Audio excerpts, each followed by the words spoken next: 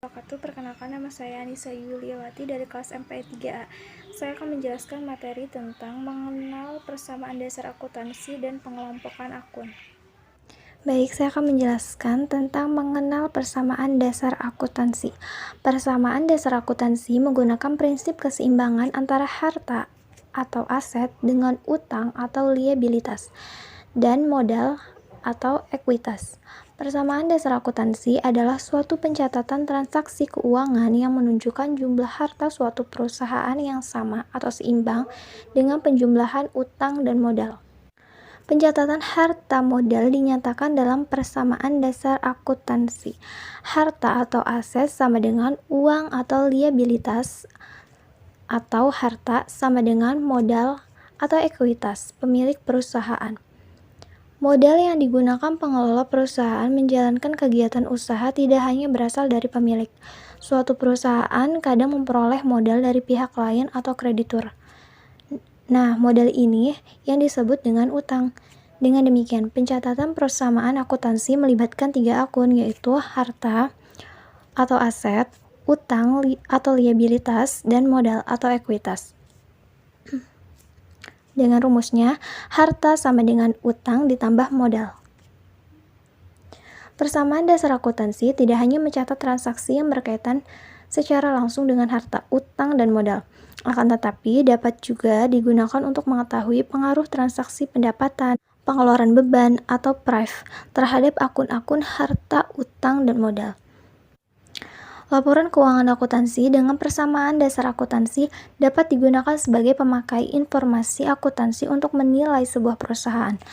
Laporan keuangan juga digunakan sebagai dasar dalam pengambilan keputusan. Yang kedua adalah pengelompokan akun. Akun adalah suatu media untuk mencatat transaksi keuangan dari sumber daya yang dimiliki perusahaan secara spesifik, seperti harta, utang, modal, pendapatan, dan beban.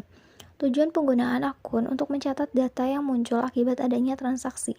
Akun memberikan informasi mengenai informasi penting perusahaan seperti jumlah tagihan, jumlah beban, jumlah pendapatan, dan informasi lainnya. Berdasarkan sifat, akun dikelompokkan menjadi 2, yaitu akun real dan akun nominal.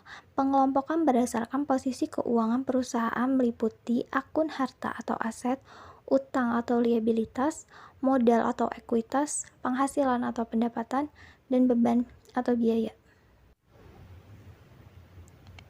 Yang pertama adalah akun real, merupakan akun yang tercatat pada neraca. Saldo akun real akan dicatat dari satu periode ke periode berikutnya. Akun real dikelompokkan menjadi 3, yaitu akun harta atau aset, akun utang atau kewajiban atau liabilitas, dan akun modal. Yang pertama yaitu akun harta atau aktivitas atau bisa disebut dengan aset. Harta merupakan sumber daya suatu perusahaan yang bermanfaat pada masa sekarang dan masa yang akan datang. Harta menunjukkan jumlah kekayaan perusahaan. Harta terdiri atas beberapa jenis, yaitu harta tetap tidak lancar, merupakan harta berwujud yang digunakan dalam operasional perusahaan dan memiliki nilai ekonomis lebih dari 1 tahun. Yang kedua adalah harta lancar, merupakan harta yang memiliki nilai ekonomi perputarannya tinggi, kurang dari 1, atau uang kas, bank, dan aset yang sangat mudah dijadikan uang. Yang ketiga adalah harta tidak berwujud, merupakan harta yang tidak dapat dilihat tetapi memiliki nilai ekonomis. Yang keempat adalah investasi jangka panjang, merupakan harta yang harus diinvestasikan dalam jangka waktu lebih dari 1 tahun. Yang kedua adalah akun utang, merupakan kewajiban perusahaan kepada pihak lain yang timbul akibat transaksi pada masa dahulu. Utang juga dibedakan menjadi beberapa. Yang pertama adalah utang jangka pendek, utang atau kewajiban yang dibayar perusahaan dalam waktu kurang dari 1 tahun. Yang kedua adalah utang jangka panjang, yaitu utang perusahaan yang harus dibayar dalam jangka waktu lebih dari 1 tahun. Yang ketiga adalah utang lain-lain, yaitu utang yang tidak termasuk utang lancar atau utang jangka panjang. Yang ketiga adalah akun modal. Akun modal merupakan hak pemilik perusahaan atas kekayaan atau aktiva perusahaan. Yang kedua adalah akun nominal, merupakan akun yang tercatat dalam laporan laba rugi. Akun nominal dibedakan menjadi 2, yaitu akun pendapatan dan akun beban. Yang pertama adalah akun pendapatan, merupakan hasil yang diperoleh oleh perusahaan dan menjalankan kegiatan usaha dan atau di luar usaha. Pendapatan dibagi menjadi dua, yaitu pendapatan usaha, pendapatan yang berhubungan langsung dengan kegiatan usaha.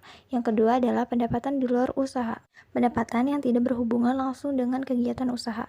Yang kedua adalah akun beban. Beban merupakan biaya yang dikeluarkan perusahaan berkaitan dengan kegiatan usaha perusahaan untuk menghasilkan pendapatan. Beban dibedakan menjadi dua, yaitu beban usaha operasional, yaitu dikeluarkan perusahaan berkaitan dengan kegiatan utama perusahaan. Dan yang kedua adalah beban di luar usaha atau non-operasional, dikeluarkan perusahaan di luar kegiatan usaha. Assalamualaikum warahmatullahi wabarakatuh. Baik, saya Iit Hogepa, kelas MPI 3A akan melanjutkan materi yang selanjutnya, yaitu mengenai kode akun. Bismillahirrahmanirrahim. Baik, untuk materi selanjutnya yaitu kode akun. Kode akun yang dimana pencatatan akun lebih mudah dilakukan dengan pemberian kode sesuai kelompoknya. Akun umumnya disusun sedemikian rupa dan diberi kode agar lebih mudah mencari akun. Jenis kode akun antara lain kode numeral atau kode nomor berurutan, kode kelompok, dan kode blok, desimal, mnemonik, serta kode kombinasi huruf dan angka. Yang satu yaitu kode numeral, yaitu pemberian kode akun menggunakan nomor 0 sampai 9. Kode numeral dibedakan sebagai berikut. 1. Kode nomor berurutan, yaitu pemberian kode akun dengan nomor secara berurutan, misalnya nomor 1 atau 100. Yang kedua yaitu kode kelompok, yaitu pemberian kode akun dengan mengelompokkan menjadi beberapa kelompok. Setiap kelompok dibagi menjadi beberapa golongan yang diberi nomor kode akun, misalnya nomor 1, 2, 3, atau 4. Akun khas dengan kode 111. Nomor 1 pertama menunjukkan kelompok akun harta. Nomor 1 kedua menunjukkan golongan akun harta lancar. Dan nomor 1 ketiga menunjukkan akun khas. Yang ketiga yaitu kode blok, yaitu pemberian kode akun dengan cara akun dikelompokkan menjadi beberapa kelompok. Selanjutnya yaitu kode desimal, yang dimana yaitu pemberian kode akun dengan cara mengelompokkan akun menjadi beberapa kelompok atau rubrik. Selanjutnya yaitu kode mnemonik, yaitu pemberian kode akun dengan cara menggunakan huruf, misalnya huruf H harta lancar, HL HL yaitu harta lancar, kemudian harta tetap HT, utang U, utang jangka panjang UL, dan modal atau M. Selanjutnya yaitu kode kombinasi huruf dan angka, yaitu pemberian kode akun dengan cara mengombinasikan huruf dan angka untuk menjadi kode, misalnya harta kas atau HL1, piutang usaha atau HL2, dan utang lancar UL1. Kode akun dalam penggunaannya harus konsisten. Jika ada penambahan akun baru, usahakan tidak mengubah kode yang sudah ada. Agar Anda lebih mudah memahaminya, dapat dicontohkan seperti pada nomor akun terdapat nomor akun yang tertuliskan 100 atau 100. Nah, terdapat nama akun harta lancar yang dimana berurutan dari angka 100 tersebut sejajar dengan kas. Baris yang kedua 101 piutang usaha. Nah, kemudian dan seterusnya. Mengenai kode-kode akun disejajarkan dengan nama. Assalamualaikum warahmatullahi wabarakatuh. Nama saya Jessi Yulianti dari kelas MP 3A akan menjelaskan materi yang ketiga, yaitu tentang pencatatan dalam persamaan dasar akuntansi. Simak dan perhatikan baik-baik ya. Pencatatan persamaan dasar akuntansi. Diketahui, perusahaan Bengkel Arman per 1 Desember 2020. Pada tanggal 1 Desember 2020, penyetoran modal sebesar Rp 4.000. Pada tanggal 2 Desember 2020, yaitu perolehan pinjaman uang dari bank sebesar 5.000. Pada tanggal 3 Desember, pembelian kendaraan, dikeluarkan uang sebesar 7.400. Pada tanggal 4 Desember, pembelian perlengkapan secara kredit sebesar 65. Pada tanggal 5 Desember, pengembalian utang sebesar 30. Pada tanggal 6 Desember, penerimaan pendapatan jasa sebesar 800. Pada tanggal 7 Desember, pembayaran beban sebesar 300. Pada tanggal 8 Desember, pengakuan beban sebesar 40. Pada tanggal 9 Desember, pengembalian utang sebesar 150. Pada tanggal 10 Desember, pengambilan pripe sebesar 100. Langsung kita aplikasikan ke dalam tabel akuntansi. Seperti biasa diketahui bahwa di dalam tabel akuntansi itu terdapat aktiva, kewajiban, dan modal. Di dalam aktiva itu terdiri dari kas, perlengkapan, dan kendaraan. Di dalam kewajiban itu ada utang bank dan utang dagang. Kemudian modal Bengkel Arman. Langsung saja kita transaksikan tanggal 1 Desember, yaitu penyetoran awal sebesar 4.000. Kita masukkan ke dalam kolom kas dan modal. Kemudian transaksi kedua yaitu perolehan pinjaman dari bank. Angka 5.000 kita masukkan ke dalam kolom kas dan utang bank. Kemudian kita jumlahkan. 4.000 ditambah 5.000 itu sebesar 6.000.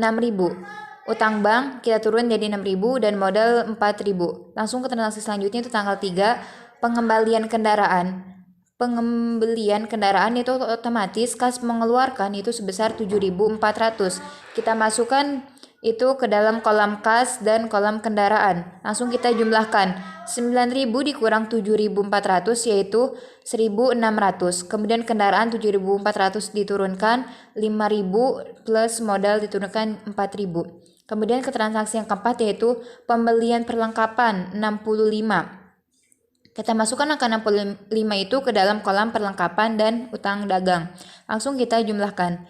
Tinggal diturunkan saja 1.600 ke bawah, terus 65 diturunkan, 7.400 diturunkan, 5.000 diturunkan, utang dagang 65 dan modal 4.000.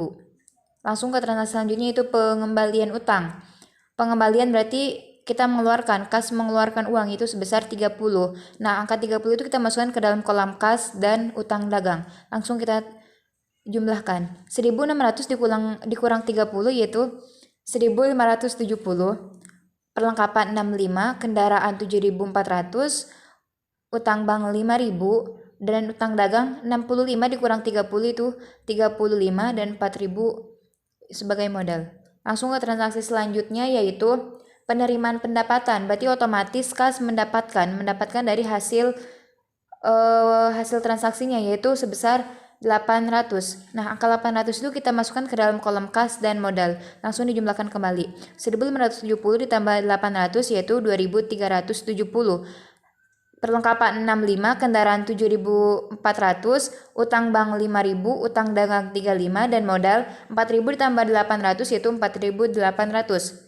Langsung ke transaksi selanjutnya yaitu pembayaran beban. Pembayaran berarti otomatis kas dan modal mengeluarkan yaitu sebesar 300. Jadi langsung kita jumlahkan 2.370 dikurang 300 jadi 2.070. Perlengkapan 65, kendaraan 7.400, utang bank 5.000 dan utang dagang 35, modal 4.800 dikurang 300 yaitu 4.500. Langsung ke transaksi selanjutnya yaitu pengakuan beban 40. Angka 40 kita masukkan ke dalam perlengkapan dan modal. Langsung kita transaksikan kembali. Kas sebesar 2.070. Perlengkapan 65 dikurang 40 yaitu 25. Kendaraan 7.400. Utang bank 5.000. Utang dagang 35 dan modal dikurang yaitu 4.500 dikurang 60 itu 4.460. Langsung ke transaksi selanjutnya yaitu pengembalian utang 150. Nah, angka 150 kita masukkan ke dalam kolom kas dan utang bank. Langsung kita jumlahkan kembali. 2.070 dikurang 150 yaitu 1.920, perlengkapan 25, kendaraan 7.400, utang bank 4.850, utang dagang 35 dan modal 4.460. Yang selanjutnya yaitu pengembalian triple 100. Otomatis berarti kas dan modal mengeluarkan sebesar 100. Nah, angka 100 itu kita masukkan ke dalam kolom kas dan modal. Kita jumlahkan kembali. 1920 dikurang 100 jadinya 1820, perlengkapan 25, kendaraan 7.400, dan utang bank 4.850, utang dagang 35, dan modal 4.460 dikurang 100 yaitu 4.360. Nah, udah sampai terakhir transaksi, kita jumlahkan antara aktiva dan kewajiban. Nah, kita jumlahkan antara keseluruhan kas, perlengkapan, dan kendaraan. Kas 1.820 ditambah 25 dan ditambah kendaraan 7.400, hasilnya yaitu total semua aktiva 9.245. Nah, kita jumlahkan kembali yang bagian kewajiban. Kewajiban itu ada utang bank, utang dagang, dan modal. Utang bank sebesar 4.850 ditambah utang dagang 35 dan ditambah modal 4.360 itu jadi di totalnya yaitu 9.245, dan antara hasil akhir aktiva dan kewajiban modal balance yaitu sebesar 9.245. Sekian. Wassalamualaikum warahmatullahi wabarakatuh.